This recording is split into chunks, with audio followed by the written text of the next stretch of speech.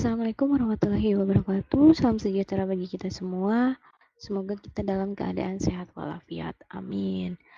Nah, sebelum kita memulai pelajaran, mari kita berdoa terlebih dahulu menurut kepercayaannya masing-masing. Berdoa dimulai.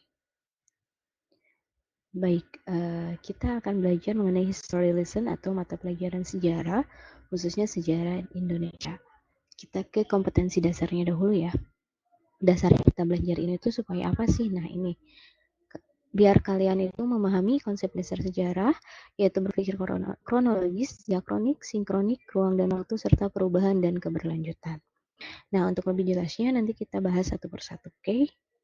Oke, mungkin kalian di SMP juga sudah pernah belajar sejarah di IPS, cuman nggak begitu terlalu dibahas secara detail. Nah, di SMK ini kalian ada mata pelajaran sejarah yang akan belajarnya bersama ibu, dibahasnya tentang sejarah Indonesia. Kita mulai dari pengertian sejarah. Nah, pengertian sejarah ini berasal dari bahasa Arab yaitu pohon, merujuk pada silsilah terutama silsilah raja atau dinasti pada masa lalu. Maksud di sini pohon, itu kalian tahu family tree atau pohon silsilah keluarga, misal ibu menikah dengan ayah, nah menghasilkan anak, nanti anaknya itu nikah lagi, menghasilkan lagi anak, seperti itu. Oke, ini adalah beberapa pengertian sejarah menurut sejarawan-sejarawan di dunia. Yang pertama, menurut Herodotus, yaitu sejarah bukan berkembang dan bergerak lurus ke depan dengan tujuan pasti, melainkan melingkar yang tinggi rendahnya disebabkan oleh keadaan manusia. Jadi, kalau sejarah menurut Herodotus itu nggak pasti karena dia melingkar, berarti masih berhubungan satu sama lain, gitu. Menurut Ibnu Khaldun, sejarah adalah catatan tentang manusia dan peradabannya dengan seluruh proses perubahan secara nyata dan dengan segala sebab akibatnya.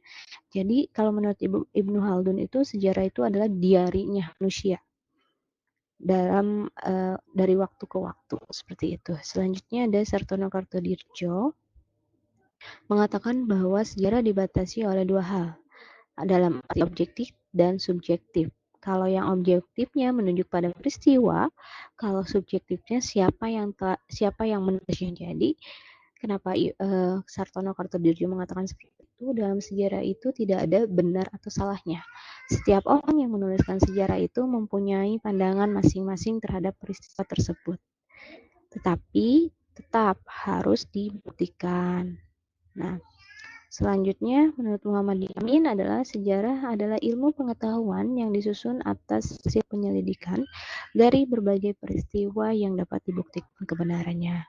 Nah, menurut Muhammad Yamin ini, suatu peristiwa sejarah itu harus dibuktikan oleh adanya fakta, oleh ada bukti yang benar-benar valid, seperti itu.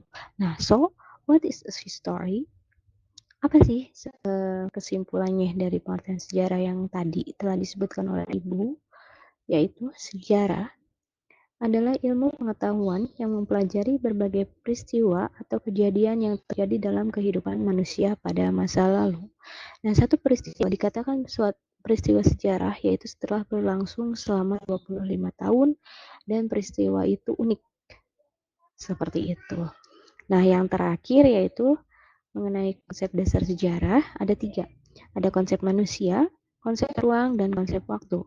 Maksudnya konsep manusia di sini adalah manusia sebagai pelaku sejarah, konsep ruang tempat terjadinya peristiwa sejarah, dan konsep waktu adalah waktu terjadinya peristiwa sejarah. Seperti itu. Kalau kecepatan boleh nanti langsung tanya langsung ke Ibu ya. Nah, ini mungkin ada quotes dari Ibu. Berbuatlah sesuatu yang akan membuat dirimu di masa depan berterima kasih padamu. Perbuatan dan keputusan kita hari ini akan membentuk bagaimana kita hidup di masa depan. Itulah sejarah. Terjadi di masa lalu, membentuk masa kini, dan menentukan masa depan. Oke.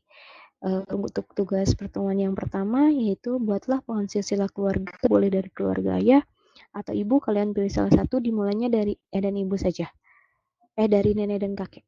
Jadi biar banyak, nanti nenek dan kakek melahirkan ayah atau ibu kalian, melahirkan tante atau uak dari salah satu anggota keluarga kalian.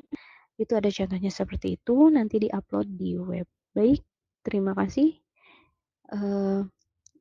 Mohon maaf apabila penjelasannya terlalu cepat atau berisik. Mohon maaf sekali. Kalau belum ada yang dimengerti, boleh tanyakan secara pribadi. Wassalamualaikum warahmatullahi wabarakatuh.